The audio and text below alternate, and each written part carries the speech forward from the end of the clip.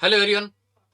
एक बार फिर से आप सभी का जेएनसी के इस डिजिटल प्लेटफॉर्म पर हार्दिक स्वागत एंड अभिनंदन। आज का जो अपनी इस क्लास का इंपॉर्टेंट टॉपिक रहने वाला है वो रहने वाला है ब्लड ग्लूकोज लेवल। नॉर्मल अपन देखेंगे बॉडी के अंदर ब्लड ग्लूकोज लेवल कितना होता है, ब्लड ग्लूकोज लेवल बच्चे के अंदर कितना होता है। अगर कम हो जाए कितने से कम तो अपन हाइपोग्लाइसीमिया बोलेंगे, या ब्लड ग्लूकोज लेवल कितने से ज्यादा हो जाए तो अपन हाइपरग्लाइसीमिया बोलेंगे। नॉर्मल हाइपोग्लाइसीमिया कितने टाइप होते हैं अपन इस क्लास के अंदर डिटेल से डिस्कस करेंगे। तो सबसे पहले नॉर्मल ब्लड शुगर स्तर। नॉर्मल अगर बात करें अपन ब्लड ग्लूकोज लेवल कितना होता है हमारी बॉडी के अंदर, तो आपको बच्चों के अंदर और अडल्ट के अंदर डिफरेंट डिफरेंट वैल्यू याद रखनी है। और इसमें सबसे ज्यादा आपको पूछा जा सकता है सर एक तो अडल्ट है और एक है न्यूबॉर्न बच्चा, इन दोनों के अंदर अगर ब्लड ग्लूकोज लेवल का स्तर पूछा जाता है तो अडल्ट के अंदर आपको बोलना है 72,110 mg पर DL। लेकिन यही चीज अगर नॉर्मल ब्लड शुगर स्तर पूछे न्यूबॉर्न के अंदर तो आपको बोलना है सर 45 to 60 mg पर DL। ये आपको याद रखना है। आपके एग्जाम के अंदर बहुत बार पूछा जाता है नॉर्मल ब्लड ग्लूकोज लेवल कितना होता है सर, बच्चों के अंदर कितना होता है, अडल्ट के अंदर कितना होता है। उसके बाद में अगर बच्चों के अंदर अपन बात करें सर एक हाइपोग्लाइसीमिया और हाइपरग्लाइसीमिया दो टाइप के होते हैं। एक होता है नवजात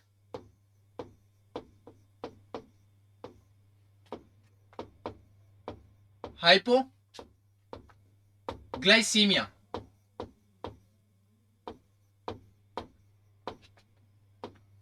इट मींस नियोनेटल हाइपोग्लाइसीमिया।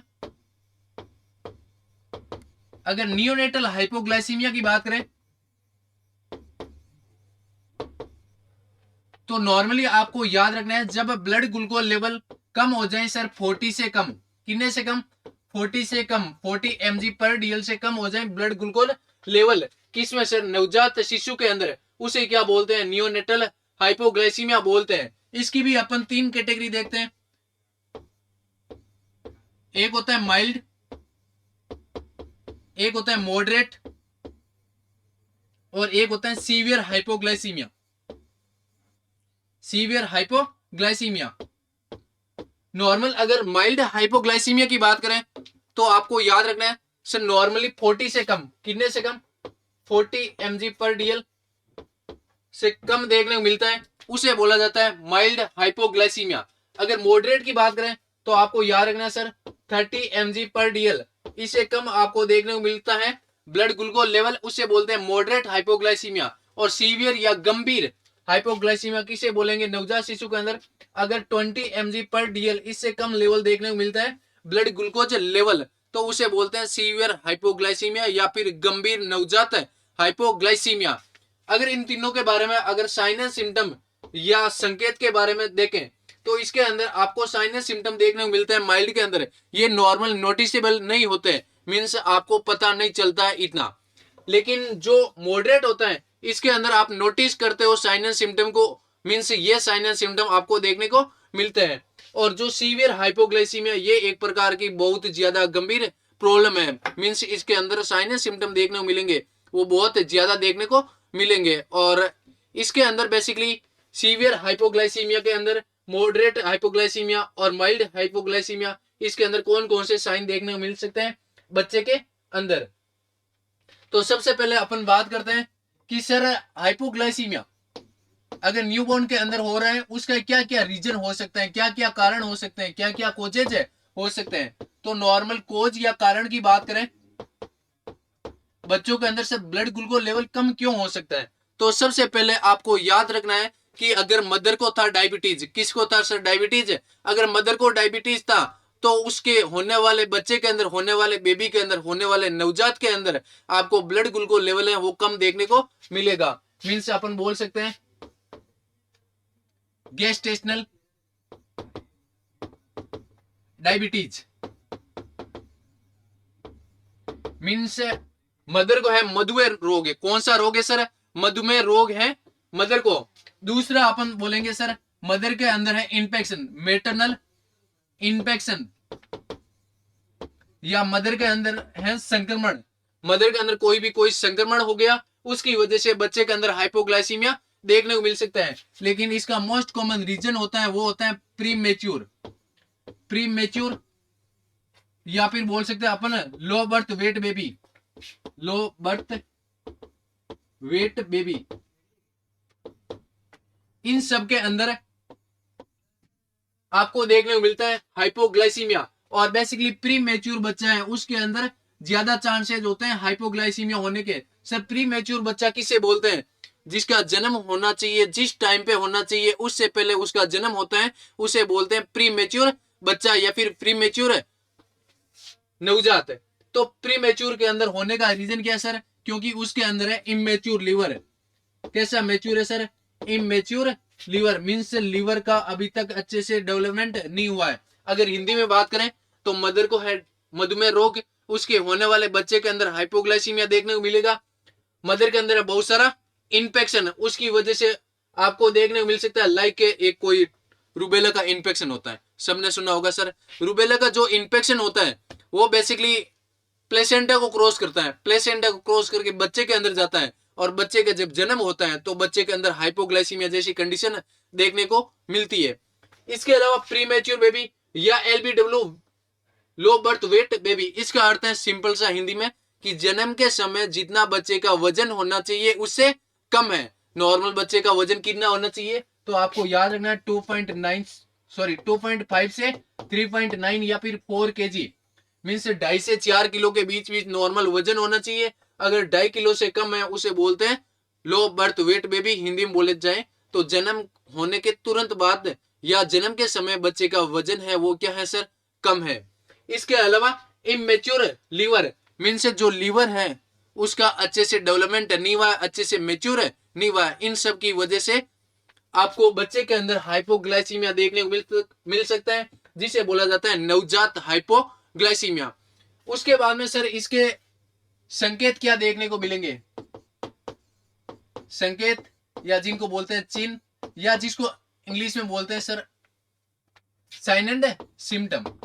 क्या साइन एंड सिम्टम आपको देखने को मिलेगा? उसके अंदर आपको जो इंडिकेट करेंगे कि बच्चा है वो हाइपोग्लाइसीमिया के अंदर चला गया है। तो सबसे पहले आपको याद रखना है कि बच्चे के अंदर जिटरीनेस देखने को मिलेगी। क्या मिलेगी सर? जिटरीनेस देखने को मिलेगी, मीन्स कंपी। क्या देखने को मिलेगी सर?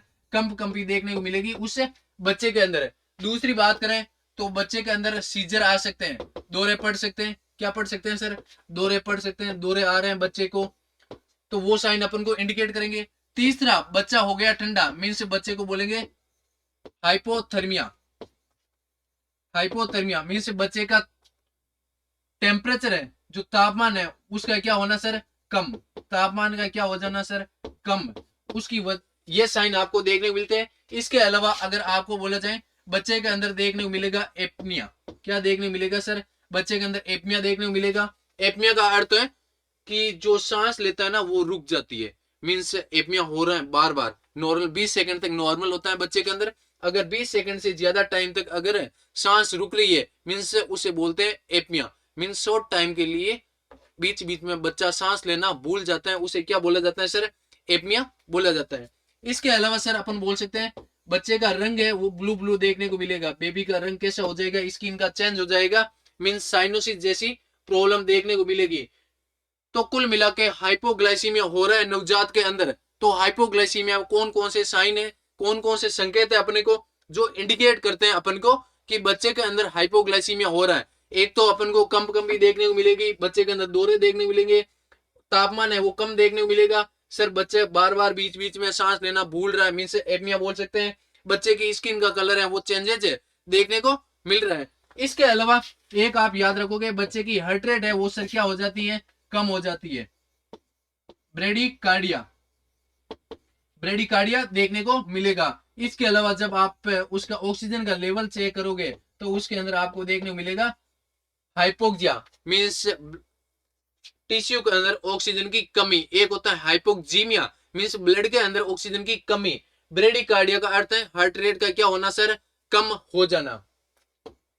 बच्चे के अंदर हार्ट रेट का कम हो जाना, ये सारे के सारे साइन अपन को इंडिकेट करते हैं कि बच्चा किस में चला गया सर, हाइपोग्लाइसीमिया के अंदर चला गया। तो सर इसका बचाव क्या है, मीन्स अपन बोल सकते हैं इसका मैनेजमेंट या इसका उपाय क्या होता है सर। तो नॉर्मल उपाय है इसका, सबसे पहले अत्यधिक स्तनपान करवानी। क्या करवाना सर, अत्यधिक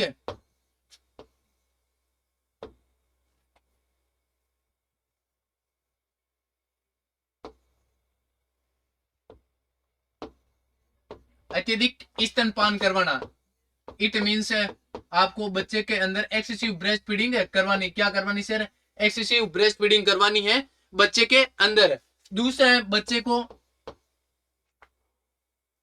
बच्चे का जो तापमान है उस तापमान को बढ़ाना। तापमान को कैसे बढ़ा सकते हैं सर, तो बच्चे को 2-3 रीजन होते हैं। पहला है अपन बोल सकते हैं KMC, kangaroo mother care, means